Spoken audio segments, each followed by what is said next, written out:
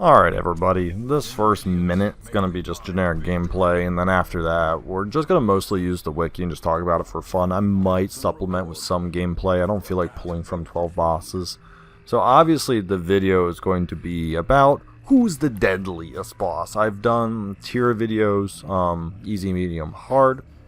This is going to talk about more of the deadly, which is a slightly different angle. Some bosses are going to stay the same, and others are actually going to move, because in terms of messing up the party comp, or if things go wrong, they're going to obviously be higher on the list. So things I may have thought were not as deadly before could be a little higher, and like I said, some will actually be very similar.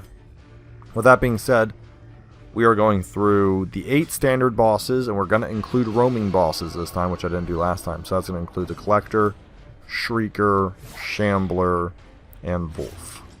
With that being said, we got, I believe, 4 categories. Yeah, we got 4 categories. Pretty much from non-deadly to if you mess up, you die. So let's get this on the road. Alright, first and foremost, the safe group. There's going to be 4 of them. We're starting off with our boy, the Necromancer again.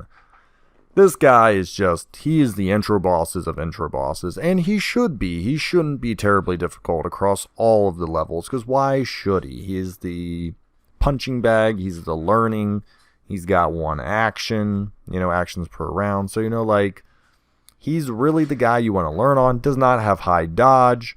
215 HP is actually not too terribly squishy, but without the high dodge, and easily blighted, easily bled, easily move, decent on debuff. The stun's pretty formidable, but not even that bad. Honestly, 115. If you add a stun trinket, you probably get near 50%, maybe even 60 on a critical. Overall, his stats are not impressive, and obviously we got to talk about the skills. The skills, the Flesh is Willing, 7 to 15. It hits ranks 1 and 2, but those tend to be your higher HP people anyways. And then the Clawing Dead, 5 to 10. Accuracy's pretty good. Probably not going to dodge it, but he only gets 1 of these per turn. Heavily reliant on RNG summoning, which look down there. Bone Soldier's 57, Bone Defender 29, and Bone Captain 14%. It's nothing that earth-shattering. I guess if you get a few Bone Captains in a row, it could be problematic. But overall, 6 feet under, doesn't even do damage. It's only 15 stress. So maybe more of a stress boss. You get some weird RNG. But overall, its damage of 7 to 15 once per turn is not bad. Easily healed by any form of healer. Might even be mitigated by protection. He can easily be pulled and marked. He can be destroyed in mark comps. He's unholy, so he can be destroyed by the Crusader. There's just a lot of things that can kill this guy. So overall, he's completely safe. Next safe boss is the Crew. The Crew is more of an annoyance than anything. 205 HP. Once again, not bad. Speed's low. Dodge is only 22. Nothing really there. Bleed's kind of high. Debuff's kind of low. Blight's kind of low. Stun, you can actually stun him fairly well. But we all know it's not really the Crew that causes the issues. The only thing that he does is problematic. Is obviously all hands on deck, pulls you forward 140% to pull you 3. Summons the drowned Anchorman. The Anchorman's obviously what does the thing. He heals every turn. But overall, if you look at his damage, Boarding Clutch is only 7 to 13. 7% critical, only 102 accuracy with 30-40 dodge. He's missing close to every time. And 7 to 13 with only 7% critical. You're probably not even getting wrecked. And if you do bleed, A, you can do Holy Water, so probably resist the bleed. And B, if you do bleed, it's the Cove. You already probably have a Plague Doctor with you or a bunch of bandages, right, for Uka Savages and stuff like that. So even what he does to you is not that bad. The minus 33% damage, minus 10% on Mutiny. Is it terrible? Yes. Do you just carry medicinal herbs? Yes. Overall, what he does is countered by items. As long as you have a way to either dodge the Anchorman or blow up the Anchorman, Shieldbreaker kind of breaks this fight.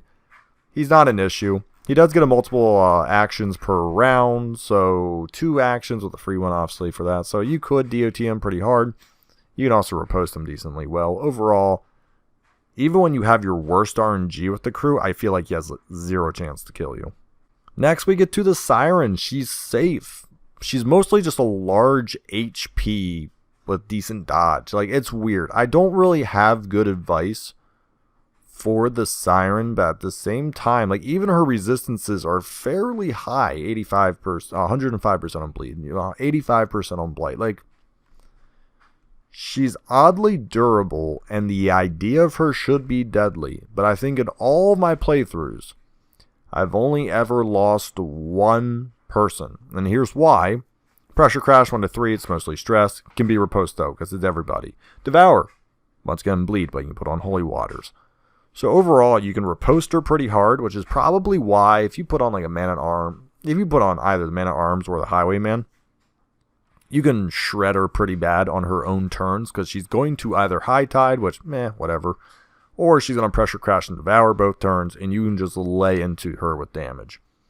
Song Desire's only 70% chance, and depending on who she takes, relatively not a problem. Obviously, the joke is she takes your leper, he crits you for 70, you die, right? So her most dangerous isn't even...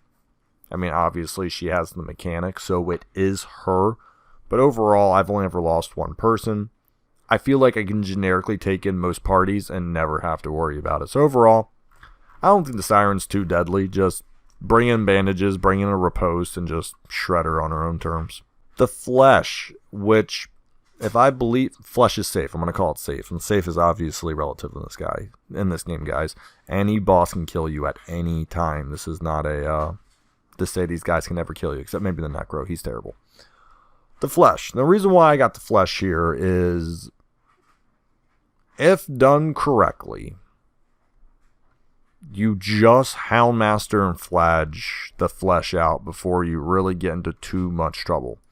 The Flesh with a bad party composition could easily get into the next two columns, which just hurts and really hurts. I kind of struggled with the Flesh. Because, yes, with a bad party comp, you could absolutely get wrecked, but I feel like with a proper party comp, you really shouldn't ever be in that much trouble. And the biggest thing you have to worry about, though I will admit undulating invasion, is actually rather painful. 9 to 19 is no joke. That's a huge damage spread. Balls of Life, if it crits, it can kind of ruin your day, but overall, it's okay. Like, it hurts, but you can get through it. You can stun these guys decently well. The RNG is pretty heavily reliant, obviously, on which body parts come in. So overall, the Flesh does hurt. I feel like if you just bring in holy waters, you have at least one stun, one heal, and then 2 bleeds, you can relatively get through this fight without too many issues. If you do start getting critted by all the body parts, though, it can fall apart quickly. I was debating on swapping the Flesh for the next boss when we enter the Hurts category. And let me know down in the comments. This might be one of those things where I come back a month later and go, man, I was a moron. I should have put Flesh here. But we'll see. We'll talk about it. In the Hurts category, we're going to start with the Hag. And I dumpster the Hag in terms of respect and how tough I think the boss is. Now, the reason why I keep the Hag up here is if you don't ever... She can be sneaky dangerous with the pot. Because if you just chronically focus on the pot, it's like you kind of let her maybe do something. But at the same time, if you just try to burst her with someone in the pot, it does hurt pretty bad each turn. But she is kind of slow. Her bleed resistance is absolutely pathetic. You're not going to stun her. You're not going to move her, obviously. So overall... the only reason why I put the Hag here is I've actually lost people. She's actually deadly. And like I said, I know I'm struggling, but it's just the setup. So she can obviously... Is Tasteless 2 really 14 HP at level... I guess it is 10. Oh, yeah. So, into the pot, 122 accuracy. Probably not going to take it. And you take 9% damage per turn. So, like if all 4 heroes go, you've taken 36% damage. If she goes, you can quickly burn up in the pot. And I guess that's what I'm kind of trying to say is like, if you just keep focusing the pot and you actually never get really any damage into her, you can kind of fall in this weird loop where it's like you're chasing damage. Because healing for 14, if she gets a critical, if she does it twice, she can still do a little minor damage to you and stress, but heal herself. Your hero burns in the pot. Like, she's odd. She's actually incredibly deadly if she lives long enough. Now, sitting at a pathetic 135 HP, most likely she dies right away, but if she doesn't, she can actually be problematic. And I wanted to give her a little bit of respect because she has killed, and maybe that's why I dislike her so much. She actually used to kill a few of my party members because I'd get cocky, and now I'm just ascended to the level where I just like dumpster her every time. But she has definitely killed more heroes than the flesh for me. The Prophet. I don't know if I've ever lost someone to the Prophet, and if I have, it was just one. But the Prophet's actually very deadly. And I know I put him only in the hurts, but like, I don't have problems with the Prophet, but I also take him seriously. So obviously, 215 HP, pretty respectable. 2 speed, very slow.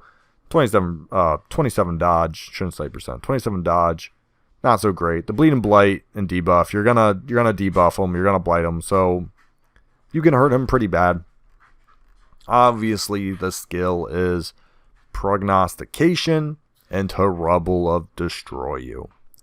Alright, so at champion level, you get pretty much a 50% chance at 60, but pretty much every other turn, you're going to get smacked with 2 Rebel of Ruins. And what this does is kind of take out not dodge comms. It takes out protection comms. Now, it is only 102 accuracy. If you manage to get anywhere between 40 and 50 dodge on a hero, which is not that insane on champion level at all. Some people start with 35 dodge for their armor. Maybe you get 5 from a quirk, 10 from a trinket. Use a campfire, get another 10. You could easily be doing 50 and 60 dodge by the time you walk in. So reducing Rebel Runes accuracy down to 50% is pretty plausible without a lot of work. Now, if it does hit you for 45, I don't know what to tell you. That's death's dooring someone in the back row, most likely, right? Even if you get hit with like 30 twice in a row, you're probably on death's door.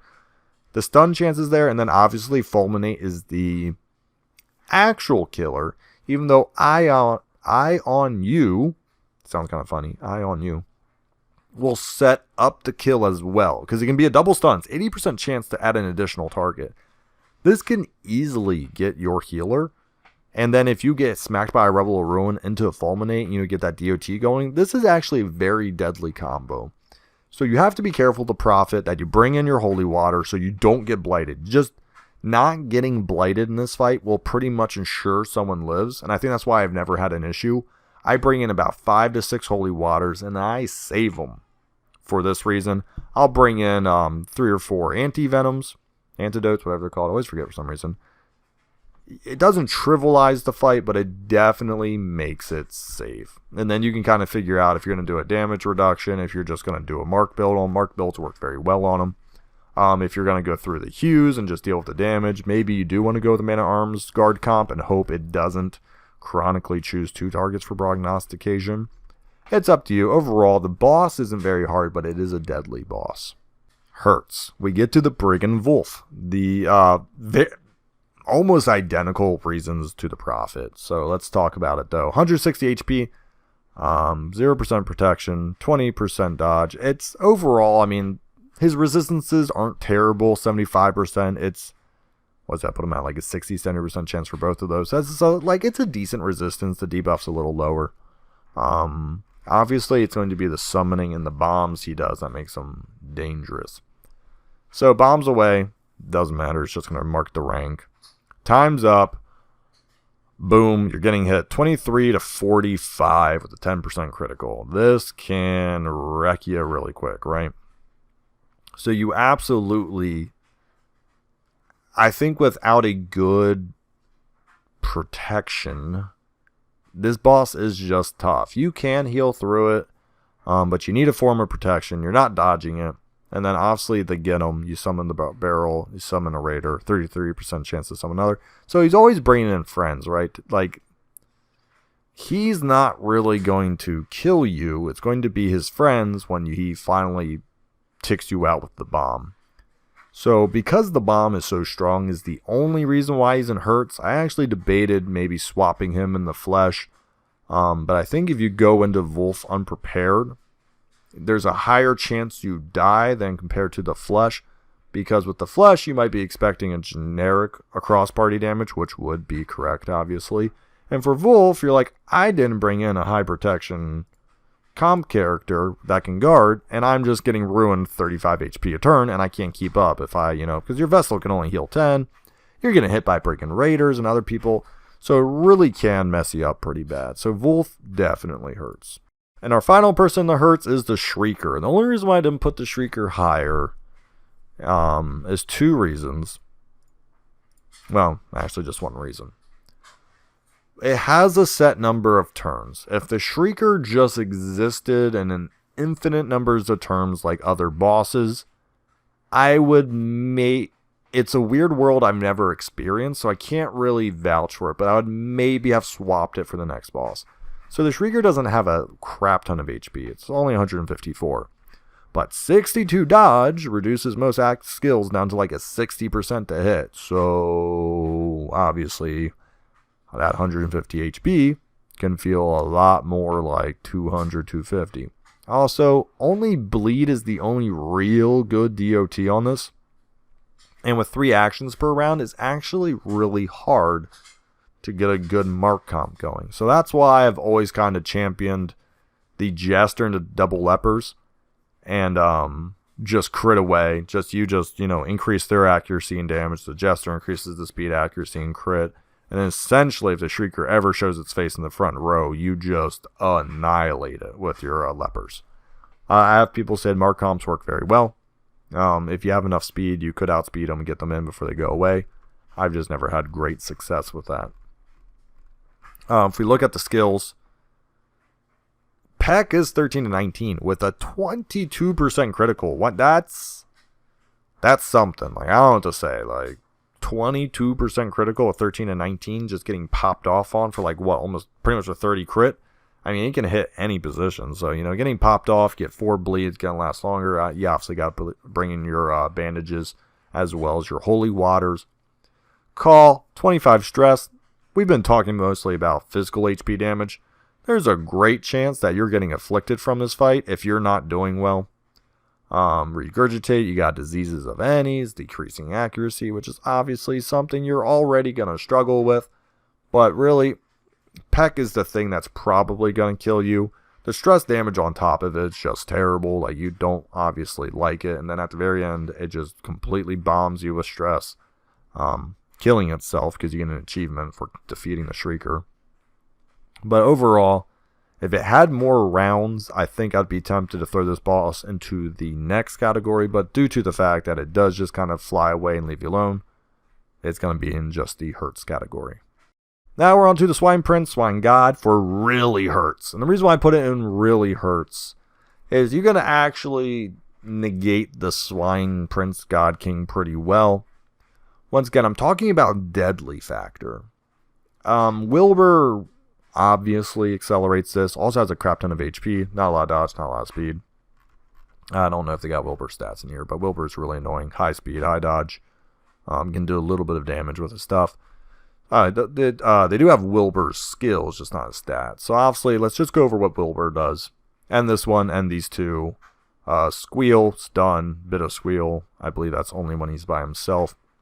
So Wilbur can obviously stun people, which is, you know, not great. He can obviously mark. So the Arbalest comp, clearing marks is obviously pretty good. But let's just say you didn't bring an Arbalest. 9 to 19 with 100% damage against marked. Now we're going 18 to 38 with almost a 20% critical chance. This is why he's deadly. If you are not able to clear marks, or if you're constantly getting double marked, Obliterate Body is just gonna hurt. Obliterate Masses, still pretty good, 14 to 26, 17% critical again. If he's enraged, it's just destructive. You obviously want to get to Wild Flailing, which, by the way, guys, the accuracy's garbage at Champion 92. Like I say, if you got 40-50 dodge, that goes down to a sub 50 chance to hit. 9 to 19, but it's still a 20% like critical chance. It's still really good. No matter how you slice it, Swine God hurts. He just hurts, and you can't touch Wilbur. If you accidentally bring a post and you don't know, you're gonna end up, let's just do it, obliterating yourself. So the Swine, he has definitely killed party members of mine when I was not really quite clicking with the fact, just leave Wilbur alone. So I've definitely done that by accident. I've definitely accidentally riposted Wilbur. I've tempted fate and killed Wilbur on purpose to see if we can destroy the Swine Prince God, whatever, in his enraged mode. I've done it on lower levels, never really tempted in champion, just due to personal time. But there's no denying it. He just wrecks parties if you walk in without the correct comp, or if you accidentally touch Wilbur with a damage ability. So he really hurts. He's really deadly. He absolutely belongs up here. And I think before I put him in medium, he might have been easy. He might have been. I think I put him in medium. But in this tier, he's number 9 out of 12. Then we get to the Collector. The Collector is a weird one because this fight is so not deadly to I want to pull out all of my hair deadly, because he only has 137 HP. The stun resist is only 90, so if 140 tends to be champion level. If you have a stun trinket, now it goes to 150, 160, it's a 60, 70. If you crit, it's an 80, 90. Now we're talking. We can probably stun him. He only gets one action per round, so if you stun him, there's a good chance he only has 60, 50 HP. 7 speed's not a lot. So there's a good chance you might, and 21 dodge, not a lot either. So there's a really good chance you actually get him down to halfway dead. I have killed Collectors by the second round without him ever summoning. I don't know if I've ever done it in one. Getting through 140 HP without setup is really difficult. But I know for fact I have killed Collectors on the second term. However, because the Collector can show up practically anywhere, you don't always have the comp you should. And Headhunt on a Highwayman, 10 to 20 with 20% accurate, with a 20% crit chance, ruins your day. And also, the Man-at-Arms and Vestals are no joke either. You obviously got the guard, you got the stun, 6 to 13. Pretty good for a 120% stun chance, 10% critical. Head rush, yeah, relatively useless. But the headstrong, 10 to 18 heal, 50% damage buff. If you do head, like, the Collector with a bad party comp is really dangerous because of obviously who he summons. It's obviously the whole gimmick. The Collector himself, 6 to 13, the lifesteal, it's annoying. Has an okay crit, I mean, not okay. Has a very good crit chance. The accuracy is low though, 102. There's a pretty good chance you'll probably dodge at least once. Like, it's not the best ability. And the show collection can actually be a little bit of a detriment with like a Highwayman. So, overall, he has a decent sustain. If you can't kill his ads fast enough, they're going to absolutely buff them. They're going to buff each other, heal each other, and increase damage. The Collector can get guarded, and next thing you know, he's just allowed to rampage you and heal himself back up. It's actually a very good boss if he gets going. If you shut down a Collector within the first 2 to 3 turns, who cares? If you get to like turn 7 or 8 on Collector, your party's looking sad. So he's in the really hurts. For the can wipe category, we get to the Brigand Pounder. Surprise, surprise, right? Alright, Brigand Pounder. The 16. Only 150 HP. 25% protection. So it's practically closer to 200. Can you bleed, blight it, or debuff? No, nothing can happen. So that's just a raw 200 damage you got to go through. Shield Breaker does ruin this fight a little bit. We'll talk about it. Obviously, slow speed. It's obviously the Brigand Pounder plus the Matchstick Man, which we'll pull up here. So 16 HP. It's actually, how do I want to say it? It's respectable, but also not a lot. 35 dodge is once again like, it's kind of high, but not super. The resistances, the 70% is tricky because like if you put on a trinket, it's 80%. It only really takes 1 or 2 abilities to miss the Brigand Matchman before you just start sweating profusely, right? Because if we get down to our favorite friend, the Boom. Alright, it's actually dodgeable. I have done this before. I don't know if it was on Champion. Might have been better. I did do a no kill the Matchstick Man build. I think it was double Man-at-Arms, Antiquarian. Oh yeah, and then it was a Grave Robber up front with Pick to the Face to kill the Brigand Pounder. It was very slow. I think everyone's dodge was 80 to 90. So on Veteran, I think that's like a 5% chance to hit. Yeah, I think you always have a 5% chance to hit. So I reduced everything to a 5% chance. But 17 to 50, you can either be like, wow, 22 damage, kind of hurts, but who cares? Or you get smacked with a solid 43 and you're like, oh, that's a death's door. Obviously, the Boom, theoretically, could always be healed by a Vestal, right? Could theoretically always be healed by a Vestal.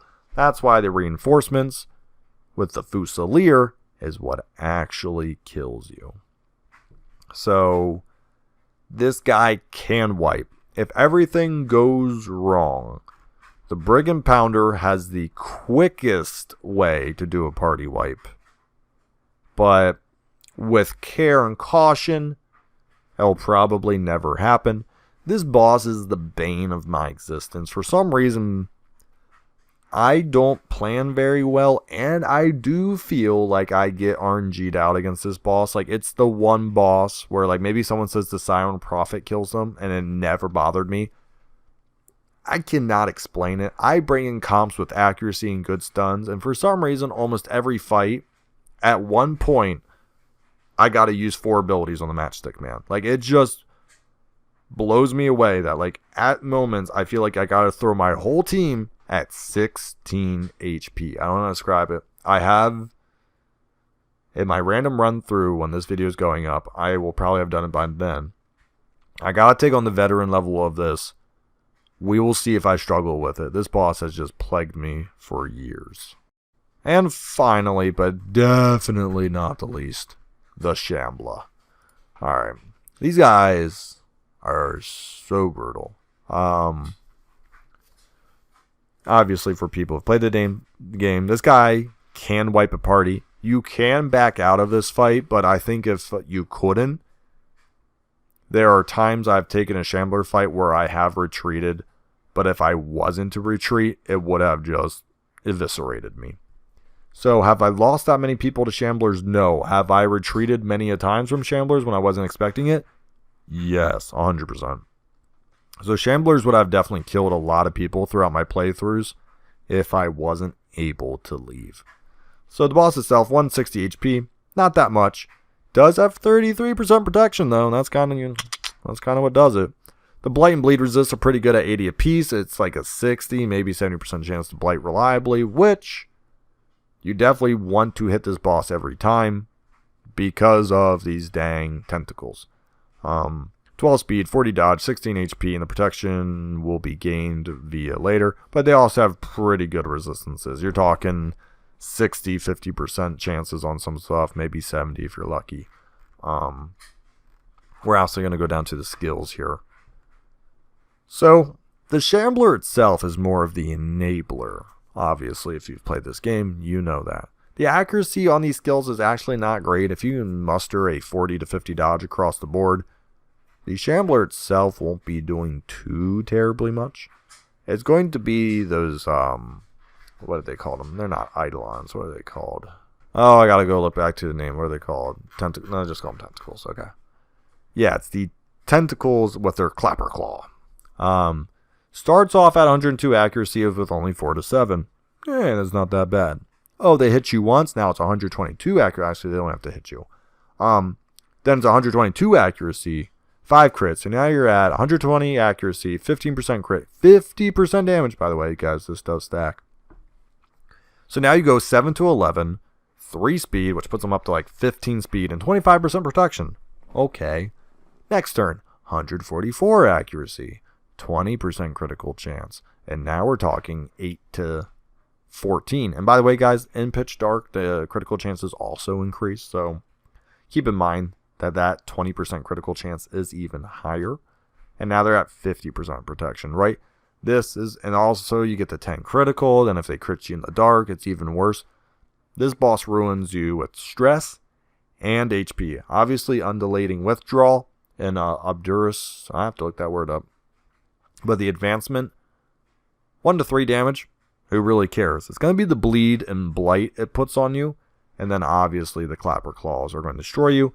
And the lament, the ability to shuffle your party, is what's going to screw up your party comp, which are going to allow said tentacles to use clapper claw reliably before you can get to them. This boss, extremely painful. It messes up your party, sets the DOTs there, and if anyone comes in a little stressed, afflictions can easily happen against this boss. So overall, Shambler, if you were forced to fight it, it's easily one of the more deadly bosses in the game. It's just fighting in the pitch dark. Clapper claws potentially popping off on you for like 20, 25, 30 damage at a time.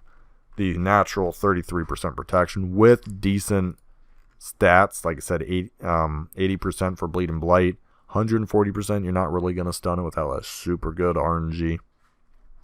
Super hurts. Let me know what you think the most difficult / deadly bosses are in the game.